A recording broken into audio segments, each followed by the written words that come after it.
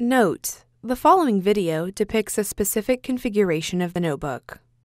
The same removal and replacement procedures apply to all configurations of the notebook. Before you begin, remove the top cover and battery.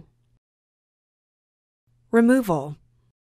Important: make careful note of the routing of the speaker cable for later replacement. Disconnect the speaker cable from its connector on the system board. Remove the speaker cable from the routing channel and tape on the base enclosure.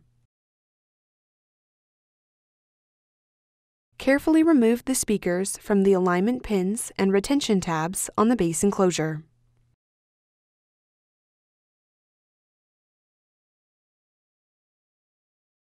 Remove the speakers.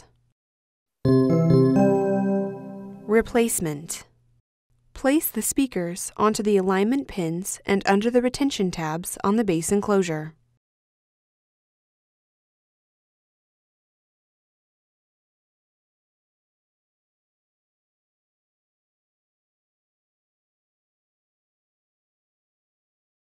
Guide the speaker cable through the routing channel and tape on the base enclosure.